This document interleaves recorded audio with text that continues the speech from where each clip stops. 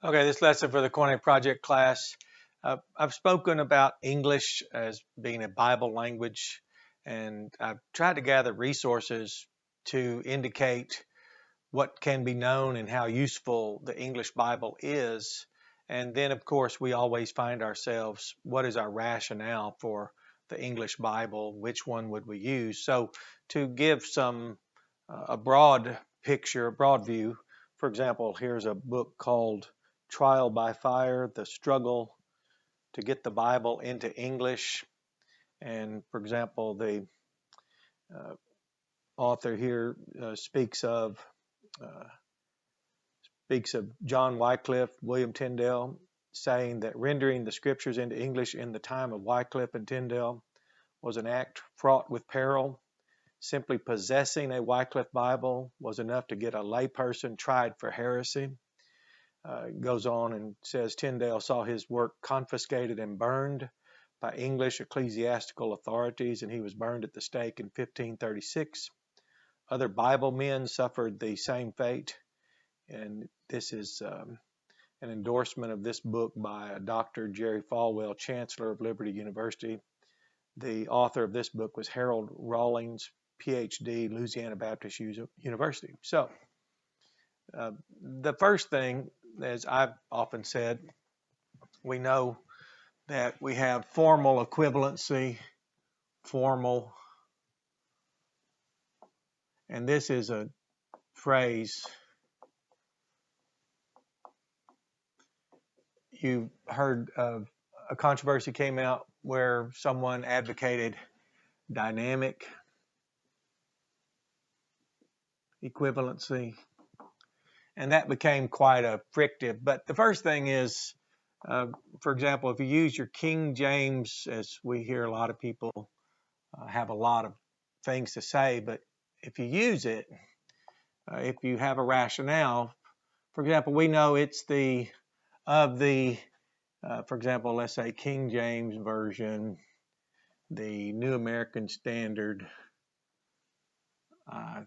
let me see, there's the ESV now, there's an NET Net Bible. So let's say all four of these,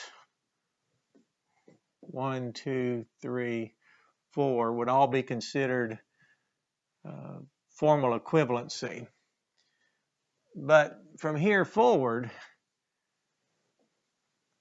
it's not fraught with danger. And so the first rationale, A, is that this is the Bible, the last Bible that is associated with blood, persecution. It's also without the mechanical devices, computers, technology, whatever all that we might discuss. Now, this is just a rationale for studying this. So in this lesson, how many things have we studied and used language as a rationale? So I have this dictionary. It says archaic words. Now, a lot of people don't like that term. It's the book, but it says, and the Authorized version. This is by Lawrence Vance, and it's like a lexicon, all English, but it speaks of the particular vocabulary in the English Bible, the last one that involved blood and persecution and history that is very valuable and very important to know.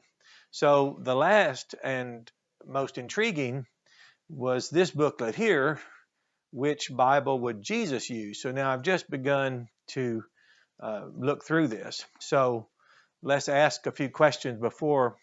And some of the things we noticed that people have asked, well, I don't know Greek or Hebrew, and some have said you don't have to. I've had, over the decades of pastoring, hundreds of people. Oh, you don't need Greek or Hebrew.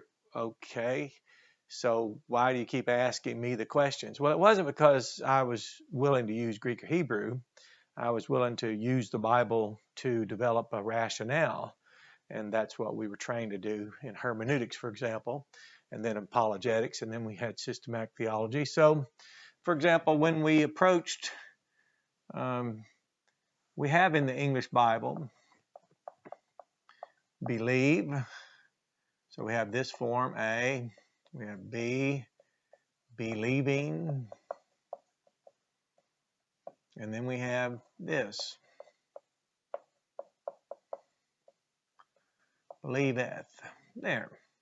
Now, if you just knowing we have these forms, both of these occur in John 20:31, and this one, for example, occurs in 1 John 5:1. So if you were using this and trying to answer the question that I had no idea this was such a large matter. Regeneration precedes faith.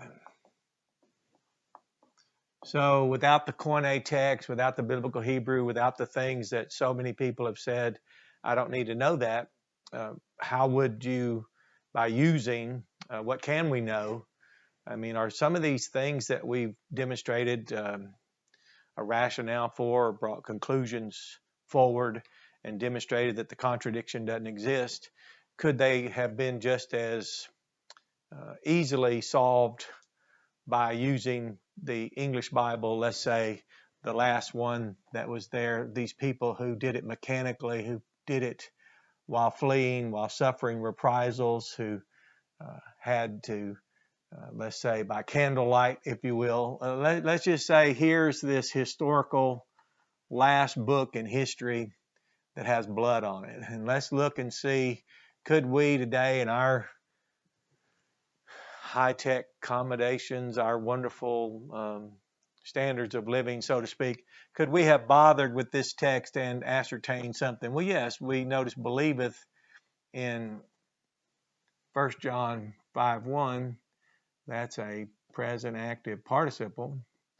Now that's true whether it's English or Koine or biblical Hebrew, or well, there's nothing like that, for example. But so whether it was Greek or English, we would know that part of speech. We know here that even the writer was showing the difference between a finite verb. So here we have the finite verb, believe, and we have that present active participle, which you knew that just from what we knew in English grammar growing up and using English. So believing. So yes, you could have answered the question that temporally speaking, where does regeneration occur? It occurs between the moment one believes and believing. The Bible says the one who's believing, that's a continuous, ongoing, and that's a participle, has prior to being this believer, this generative noun, been fathered and is always being fathered. And this finite verb, the gospel is first and then you believe. So there's one of the larger matters of disputation that by use of our King James, for example, and let's see, between open versus closed theism. One did not need biblical Hebrew nor Koine Greek, for example, to know living God, the true and living God.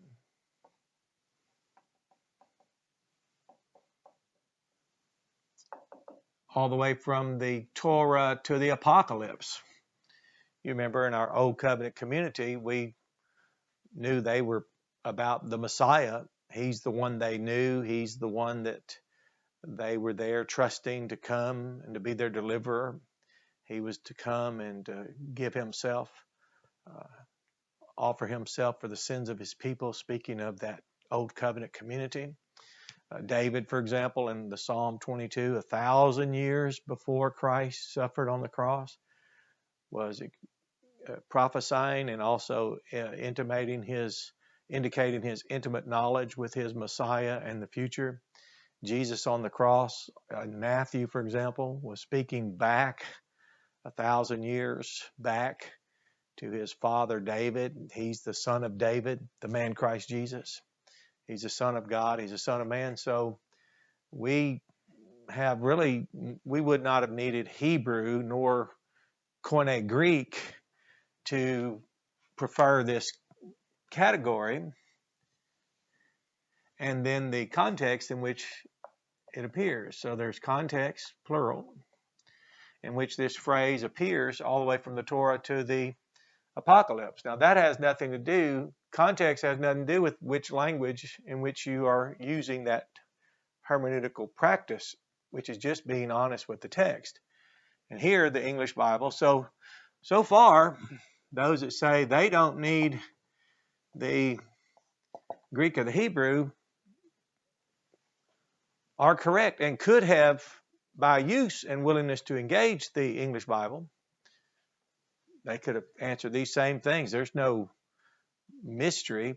It's one thing, it's striking, it's a two-edged sword, because on one hand, if you're like me, I'm a church member at Landmark who, after rotating pastors and all that harm and all that hurt to those good people there, I, along with the other men the church agreed to as members of Christ's body, to serve the interest of our stakeholder, Jesus Christ. So as a church member there, it's a lot more advantageous to pastor, because it found the interest of our client, that is my client, Christ, that is the person, the head of Landmark, and then of course Christ, that is the ecclesia, Landmark herself, and all those precious people that were always left out of this us versus themism. Well, none of that is there. And so we invite people, would come in and we disciple them. We don't put them in these feigned flummoxes and ask them to deal with that. But could we solve it with the King James? Because on one hand, people are saying we don't need it. And then on the other hand, if you assert something, someone says, well, you don't understand the Greek or you don't understand the Hebrew. So it's the ever elusive truth, if you will. So it's been really a great honor, a high honor and favor to serve Christ, that is in the ecclesia specifically, especially where I hold membership, and then could take my talent and education and use it for Christ's interest, was that his Father would receive the glory by him, and that's in the ecclesia. And it's a lot more, as we'd call it, the fellowship that's designed and intended in the Scriptures. For example, the young versus old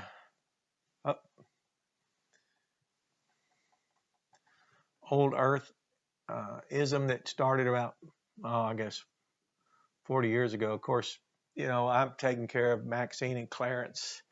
They were homebound. I was taking care of Brother Jay at home, homebound. Go and check on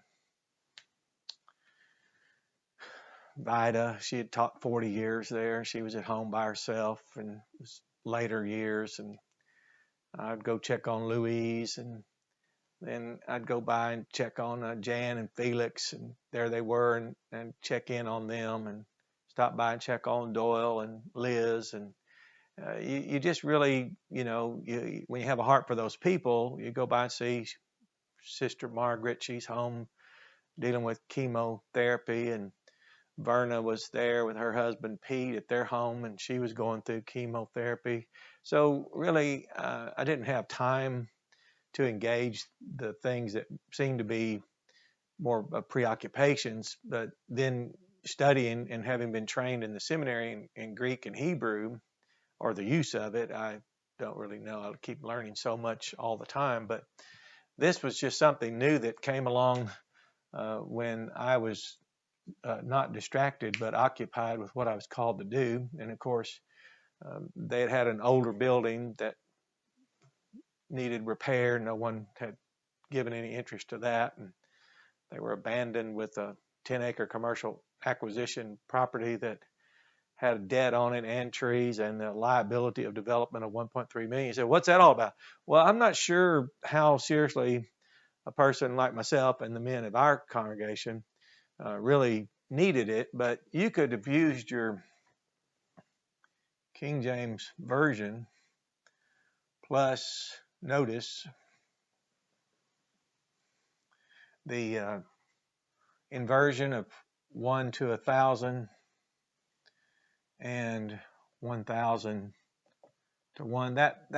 There's no Hebrew or Greek up here. So if you're someone, for example, especially Baptists, have a great interest in history, and a lot of Baptists bled because of this, through the process of bringing this into, as we now know, that book Trial by Fire, the book Archaic Words in the Authorized Version, and then this very intriguing book I just acquired, Which Bible Would Jesus Use? And just to give a rationale, because I'm fascinated with the history here, and I'm fascinated, for example, in the seminary, the systematic theology professor, the hermeneutics professor, and our language professor could show us in the English as readily as they could in the languages because of their engagement with the text.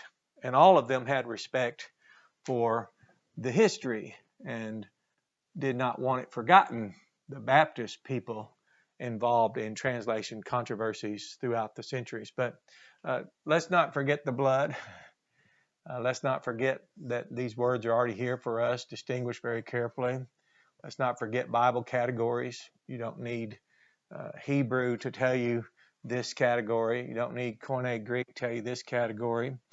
You didn't need Koine Greek or biblical Hebrew. Even the Hebrew professor says that this can't be proven because of Hebrew. So even he is saying that the dispute doesn't hinge on biblical languages. Yes, so when you hear someone say you don't need the languages, that may be one, for me, when I would hear it, I think, oh, well, show me how you achieved your understanding and your rationale for what you believe without it. And then I noticed they hadn't done that either. So that's not a good example. It's just one of those more popular things for someone to just say, KJV, like James said, people say they have faith, but he said, I'll show you my faith by my works. Where's your work in the Bible? So again, this is, for example, you didn't need Greek or Hebrew for the pre versus post trib dispute, for example. You have in your text together with. So you're right, you don't need the adverb simultaneously together with in 1 Thessalonians 4. You already have together with. We already have the word after, which you can look that up and notice it's amid. You didn't have to notice those things. You could see that God's people, like in a preterist construct, for example, we fled. In history, we fled when the invasion came because we followed Jesus, and he said to not go in the house. He said, come off the roof and flee. Throughout history, we were flea tribbers, if you will, the Baptist people especially. Now, that's a categorical term. I'm not referring to some denominationalized version that might be so far removed from the history of the Lord's ecclesias that you can't recognize it. But so when it escalates, which we know the Bible teaches, and you can learn this and notice this in English, you have tribulation, and then we have the Great Tribulation. So for those who advocate the future, which is our future, just like it was our past, if you're of the 2,000-year history of the ecclesia, the Lord's churches, the New Testament Christianity, for example, then you could have just as well developed a rationale showing that the Lord's people are relocated here. Because see, when this escalates, let's just say the word great there on the scale, then there's really nowhere for us to flee. And God hadn't abandoned us here. And of course, we'll be relocated. It's called caught up. So that's good stuff. It's just as I continue to go through this, I will look at solutions we've developed in this class by use of language, and then see how readily that could have been and has probably been worked out throughout the centuries by scholastics and their use of the English. It's something that would help us, because there's a lot of people that will really could become discouraged, not thinking they have to know Greek or Hebrew. And yet there's been a lot of fire, a lot of blood. There's been a lot of labor to provide English dictionaries and resources. And of course, there's been an exhaustive study. But just kind of being more frank with people, of these four, as wonderful as computers and technology and all the things that are capable of being achieved with softwares and whatever, this is where the blood stopped, and it goes all the way back. And here's where we just stop and look at our words in our Bible. And here's where we just look and say, I would prefer my Bible words, and use that. And here's where we can notice things that are there. And there's people that have written great arguments showing that interval between 1 and 2 and noticing the word form in verse 2. So really, what Bible would you use when we refer to the Bible? Well, I've said, someone accused me once, they didn't mean it, they were just mean. So, of correcting the King James Bible. Now, I don't know what that means. I don't know what I would do with a corrected King James Bible. I guess we would call it the KJV, but anyway. But they actually were trying to veil their disinterest and how convicting it was when I would teach things about the history of that book, the blood associated with it, the persecution, how Baptists were maligned through history, wanting to assure that if that's the book in the public domain that's being used by the common people, let's have it in the best form possible. And Baptists throughout history took issue when things were not properly represented in the Bible that would be for the Western world. So have a blessed day, and I hope it's helped you, but we can see that we can have an apologetic that's based on the English Bible. So what Bible would Jesus use? A bit better question maybe for all of us to ask is, what Bible are we using? Because I've known people that move on, and you think they use this one, but they're involved in all kinds of things that aren't indicative of the faith once delivered. They're not in a covenant community. They're not in any way faithful to a symbol. They're not participating in the ordinances. They don't hold fast a profession of faith. They don't bear the testimony of Christ that's conferred upon the ecclesia. They don't grow in grace and knowledge. They have no place where they're being discipled, disciplined, corrected, conformed to the image of the one, growing up to the full measure of the stature. So really, it's who's using it. And the Bible is really good for the Lord's churches. So that's why it's designed. That's why Bible categories are very preferred, and it encourages and feeds the sheep. So you have a blessed day and enjoy this lesson.